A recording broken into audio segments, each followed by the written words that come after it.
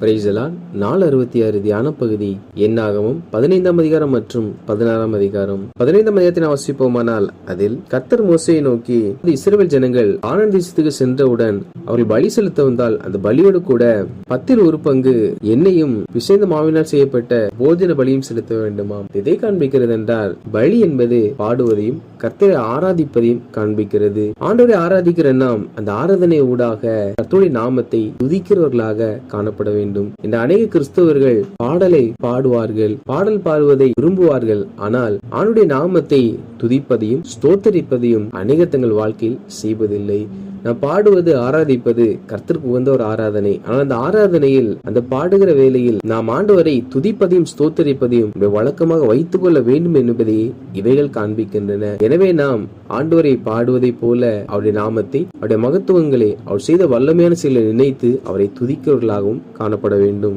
மேலும் கர்த்தர் மோசேயை நோக்கி அவர் சொன்ன கற்பனைகளின்படி ஒரு மனிதன் நடக்காமல் அறியாமையினால் வழி தவறி நடப்பானானால் அப்பொழுது அவன் பலி செலுத்தப்படும் பொழுது அந்த பாவம் அவனுக்கு மன்னிக்கப்படுமாம். அதே சமயத்தில் ஒருவன் துணிகரமாய் யாதொன்றையாக செய்தால் அவன் கர்த்தரை நிந்திக்கிறவனாம். எனவே அப்படிப்பட்டவனுக்கு கர்த்தருடைய வார்த்தையை அசட்டை பண்ணி அவர் கற்பனைகளை மீறினபடியினால் அந்த ஆத்மா அறுப்புண்டு போகும் என்பதாக கர்த்தர் சொல்லுகிறார். அதாவது அறியாமல் பாவம் செய்தால் அவன் பலி செலுத்தும் பொழுது அந்த பாவம் அவனுக்கு மன்னிக்கப்படுமாம். ஆனால் ஒரு மனிதன் அறிந்தே அவன் தன் மனசாட்சியை தள்ளி துணிகரமாய் ஒரு பாவத்தை செய்வான் என்றால் அவன் தன் அக்கிரமத்தை சுமப்பான் என்பதாக கர்த்தர் சொல்லுகிறார். நாம் ஏதாவது ஒரு பாவம் செய்வோம் என்றால் அது நாம் அறியாமையினால் செய்கிறோமா அல்லது அறிந்தே துணிகரமாய் செய்கிறோமா என்பது நமக்கும் தெரியும், தேவனுக்கு தெரியும். அறியாமையினால் செய்யப்படுகிற பாவங்களை கர்த்தர் உடனே மன்னித்து ஒரு அறியாமை நிமித்தம் மன்னித்து விடுவார். ஆனால் அறிந்து துணிந்த ஒரு மனிதன் செய்யும் பொழுது அந்த பாவம் அவனுக்கு மன்னிக்கப்படாமல் அந்த பாவத்தை கர்த்தர் அவன் தலைமையிலேயே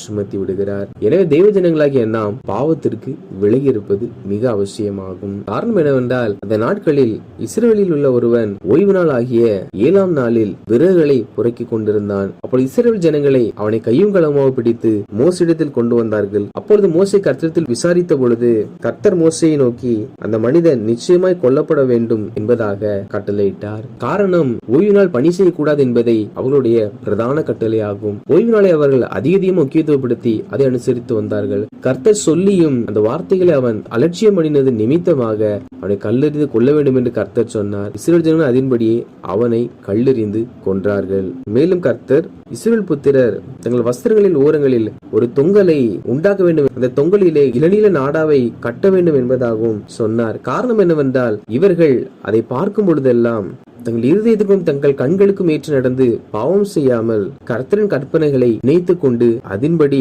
நடப்பார்கள் என்பதற்கு அடையாளமாக கர்த்தர் அதை கட்ட சொன்னார். நாமும் கூட தேவனுடைய வார்த்தைகள் எப்பொழுதும் நினைவில் இருக்கத்தக்கதாக நம்மை சூழ கர்த்தருடைய வார்த்தை நம் கண்களில் படும்படிக்காக வைக்க வேண்டும். காரணம் அந்த வார்த்தைகளை பார்க்கும் பொழுதெல்லாம் நாம் தேவனை குறித்து நினைவு கூறுகிறவர்களாய் இருப்போம். நம் எல்லாவற்றிலும் ஆண்டுடைய வார்த்தைகளை நாம் பார்க்கும்படிக்காக தேவனை நினைக்கும்படிக்காக நாம் நம்மை சூழ ஒரு கட்டமைப்பை வடிவமைக்க வேண்டும். காரணம் அப்படி இருக்கும் பொழுதே நாம் பரிசுத்தமுள்ளவர்களாய் வாழ முடியும். 16ஆம் அதிகாரத்தை வாசிப்போமானால் அதில் லேவி கோத்திரத்தில் பிறந்த கோராகு என்பவன் ரூபன் வம்சத்தில் உள்ள தாத்தான், அபிராம், ஓனான் என்பவனையும் இஸ்ரவேல் புத்திரரில் பிரபலமான 250 பேரையும் கூட்டிக் கொண்டு மோசேக்கும் ஆரோனுக்கு விரோதமாய் எழும்பி நீங்கள் மிஞ்சி போகிறீர்கள் என்பதாக சொல்லுகிறான். மோசே கோராகையும் அவன் கூட்டத்தாரையும் நோக்கி, நாளைக்கு கர்த்தர் தம்முடையவன் இன்னான் என்றும் தம் மண்டையிலே சேர தாம் கட்டளையிட்ட பரிசுத்தவான் இன்னான் என்றும் காண்பிப்பார் என்பதாக சொல்லுகிறார். இது கோராக ஒரு கூட்டத்தை எழுப்பி மோசே தன்னை சபைக்கு மேல் உயர்த்துவதாகவும் கலகம் பண்ண ஆரம்பித்தார். எனவே மோசே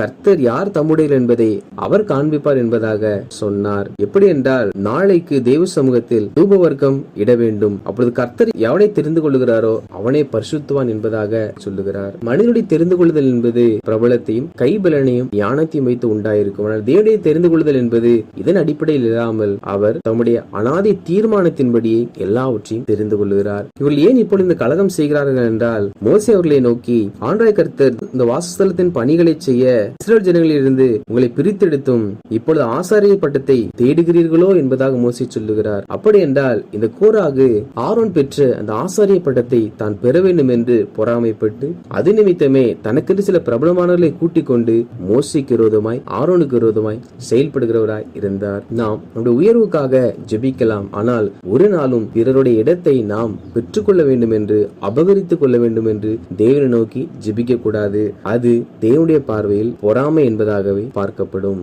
மேலும் மோசே எலியாபின் குமாரனாகிய தாத்தானையும் அபிராமையும் அழைத்தனுப்பினான். அவர்கள், நாங்கள் வருகிறதில்லை என்பதாக சொல்லி, எங்கள் மேல் துரைத்தனம் பண்ணுகிறாயோ, மற்ற எல்லா மனிதனுடைய கண்களை பிடுங்கி போடுகிறாயோ, நாங்கள் வருகிறதில்லை என்பதாக மோசேக்கு விரோதமாய் பேசினார்கள். இவர்களும் கோராகோடு இணைந்தபடியினால் மோசேக்கு எதிராக பேசினார்கள். அப்பொழுது மோசே கடுங்கோபம் உண்டு கர்த்தரை நோக்கி, அவர்கள் செலுத்தும் காணிக்கை அங்கீகரியாதிருப்பீராக என்பதாக சொல்லுகிறார். மோசே சொன்னால் கர்த்தர் கேட்பாரா என்று கேட்போம் என்றால், மோசே அவர்களுக்கு விரோதமாக எந்த ஒரு தவறும் செய்யவில்லை. ஆனால் அவர்களோ மோசேக்கு விரோதமாய் எழும்பினார்கள். நாம் எந்த ஒரு தவறும் செய்யாத ஒரு மனிதர்களுக்கு விரோதமாய் கிரியை செய்வோம் என்றால், அவர்கள் தேவனை நோக்கி மோசையை போல ஏதாவது காரியத்தை நம்மை குறித்து முறையிடுவார்கள் என்றால், அதற்கு பிற்பாடு நாம் செய்கிற எது ஒன்றையும் கர்த்தர் ஏற்றுக்கொள்வதில்லை. அது நாம் செலுத்துகிற காணிக்கையா இருந்தாலும், சில சமயத்தில் நாம் செய்கிற ஜெபமா இருந்தாலும், பிற மனிதனை புண்படுத்தி நாம் செய்வோம் என்றால், அவர் தேவனிடத்தில் முறையிட்டால் நாம் செய்கிற அந்த ஜெபத்திற்கும் அந்த பலிகளுக்கும் தேவன் ஒரு நாளும் செவி கொடுப்பதில்லை.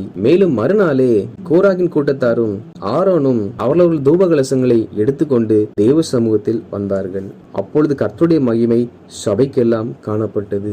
அப்பொழுது கர்த்தர் மோசேயை நோக்கி, இந்த சபையை விட்டு பிரிந்து போ, ஒரு நிமிஷத்திலே அவர்களை அதமாக்குவேன் என்பதாக கர்த்தர் சொன்னார். அப்பொழுது மோசேயும் ஆரோனும், ஒரு மனிதன் பாவம் செய்திருக்க சபையார் எல்லார் மேலும் கடுங்கோபம் கொள்வீரோ என்று சொல்லி எல்லா ஜனங்களுக்காக இவர்கள் தேவ சமூகத்தில் மன்றாடினார்கள். அப்பொழுது கர்த்தர் மோசேயை நோக்கி, கோராகு, தாத்தான், அபிராம் என்பவருடைய வாசஸ்தலத்தை விட்டு போங்கள் என்று சபையாருக்கு சொல் என்பதாக சொல்லுகிறார். கோராகின் கூட்டத்தாருக்கு அநேகர் உதவி செய்தார்கள். கர்த்தர் எல்லாரையும் அழிப்பென்று சொல்ல, மோசே, இது ஒரு மனிதனுடைய தவறு, எல்லாரும் அழிப்பீரோ என்பதாக கேட்க, கர்த்தர் அப்படி என்றால் அந்த ஒரு மனிதனை விட்டு சபையார் எல்லாரும் விலகும்படி சொல் என்பதாக கட்டளையிடுகிறார். மோசே இந்த வார்த்தைகளை ஜனங்களுக்கு அறிவித்த உடனே அப்படியே ஜனங்கள் கோராகு, தாத்தான், அபிராம் என்பவருடைய வாசஸ்தலத்தை விட்டு விலகி போனார்கள். அப்பொழுது கோராகும் தாத்தானும் அபிராமும் அவர்கள் பெண்ஜாதிகளும் பிள்ளைகள் குழந்தைகளோடு தங்கள் கூடார வாசலில் நின்றார்கள். அப்பொழுது மோசே அவர்களை நோக்கி, பூமி தன் வாயை திறந்து இவர்கள் உயிரோட பாதாளத்துக்குள் இறங்கத்தக்கதாக இவர்களையும் இவர்களுக்கு உண்டான யாவையும் விழுங்கி போட்டதே, ஆனால் இந்த மனிதர் கர்த்தரை அவமதித்தார்கள் என்பதை அறிந்து கொள்வீர்கள் என்பதாக மோசே சொல்லுகிறார். மோசே இந்த வார்த்தைகள் எல்லாம் சொல்லி முடித்த உடனே அவர்கள் நின்றிருந்த பூமி பிளந்து அவர்களையும் அவர்கள் வீடுகளையும் போராகிற்குரிய எல்லா மனிதரையும் அவருக்கு உண்டான சகல பொருட்களையும் விழுங்கி போட்டது. இவர்கள் மோசேக்கு விரோதமாக எழுமி நிமித்தமாக இவர்கள் மாத்திரமல்ல, இவர்கள் பெண் ஜாதிகளும் இவர்கள் பிள்ளைகளும் இவர்கள் ஆஸ்திகளும் கூட அழிக்கப்பட்டதை நாம் பார்க்கிறோம். நாம் பிற மனிதனுக்கு விரோதமாக எழும்புவோம் என்றால் அது நம்மை மாத்திரமல்ல, நம் குடும்பத்தையும் நம்முடைய கையின் பிரயாசங்களையும் நம்முடைய ஆசீர்வாதங்களையும் கூட அவைகள் பாதிக்க நேரிடும் என்பதை நாம் ஒருபோதும் மறந்துவிடக் கூடாது. இவர்கள் மாத்திரமல்லாமல் இவர்கள் வார்த்தைக்கு கீழ்பட்டு அவர்களோடு கூட எதிர்த்து வந்த அந்த பிரபலமான 250 பேரையும் கூட அக்கினி பட்சித்து அவர்களும் மரித்து போனார்கள். மறுநாளிலே இஸ்ரவேல் புத்திரர் எல்லாரும் மோசேக்கும் ஆரோனுக்கு விரோதமாய் முறுமுறுத்து, நீங்கள் கர்த்தரின் ஜனங்களை கொன்று போட்டீர்கள் என்பதாக சொன்னார்கள். அப்பொழுது கர்த்தரின் மகிமை காணப்பட்டது. கர்த்தர் மோசேயை நோக்கி, சபையை விட்டு விலகி போங்கள், ஒரு நிமிஷத்தில் அவர்களை அதமாக்குவேன் என்றார். அவர்கள் முகங்குப்புற விழுந்து ஜனங்களுக்காக மன்றாடினார்கள். கோராகின் கூட்டத்தார் தேவனுக்கு விரோதமாய் செயல்பட்டு அழிந்ததை பார்த்தும் இவர்களுக்கு உணர்வு வராமல் இவர்களும் மோசேக்கு விரோதமாய் எழும்புகிறார்கள். மோசே ஒரு நல்ல தேவனுடைய மனிதன். அவர்கள் எத்தனை பேர் எதிராக எழும்பினாலும் அவர்களை அழிக்கும்படி அவர் சொல்லாமல் அவர்களுக்காக மனம் இறங்கும்படிக்காக அவர் ஜெபிக்கிற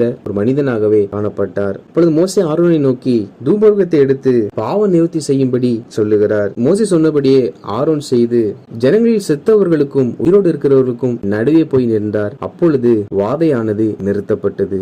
வாதையினால் அநேகர் மரித்துக் கொண்டிருக்கிறார்கள். ஆரோனோ ஜனங்களுடைய பாவத்தை நிவர்த்தி செய்யும்படிக்காக திறப்பிலே நின்று பாவம் நிவர்த்தி செய்து செத்த பிரேத தண்டிலும் உயிரோடு இருக்கிற ஜனங்கள் நடுவாகவும் நின்றார். இதுவே ஒரு ஊழியக்காரனுடைய உன்னத பணியாகும். கிட்டத்தட்ட இந்த நாளில் இந்த வாதையினால் 14,700 பேர் மரித்தார்களாம். தெய்வ ஜனங்களாகிய நாம் யாருக்கும் எதிர்த்து செயல்படுகிறவர்களாய் காணப்படக்கூடாது. அவரிடத்தில் குற்றமில்லை என்றால் சர்வ வல்லமையுள்ள தேவன் அவர்களுக்கு பக்கபலனாய் இருந்து அவர் நமக்கு எதிராய் செயல்படுகிறவராய் காணப்படுவார். வாசித்த இந்த அதிகாரங்களின்படி கர்த்தர் ஜனங்களாகிய நாம் கர்த்தரை பாடி ஆராதிக்கிற நாம் இந்த பாடலோடு கூட கர்த்தரையும் அவருடைய நாமத்தையும் ஸ்தோத்தரிக்கிறவர்களாக காணப்பட்டு துணிகரமாய் பாவம் செய்யாதபடிக்கு தேவனுடைய கட்டளைகளை மீறி நடக்காதபடிக்கு கர்த்தருடைய கர்த்தருடைய வசனத்தை எப்பொழுதும் நாம் நினைவில் வைத்துக் கொண்டு யாருக்கும் விரோதமாய் எழும்பாமல் பிறருக்கு விரோதமாய் எழும்புறோடு கூட ஐக்கியம் வைத்துக் கொள்ளாமலும் இருப்போமாக. நாம் அப்படி இருப்போம் என்றால் நிச்சயமாக கர்த்தர் எந்த ஒரு தீங்கும் வராதபடிக்கு நம்மை பாதுகாத்து ஒவ்வொரு நாள் நம்மை நேர்த்தியாய் வழி நடத்துவார். கர்த்தர் தாமே அப்படி நம்மை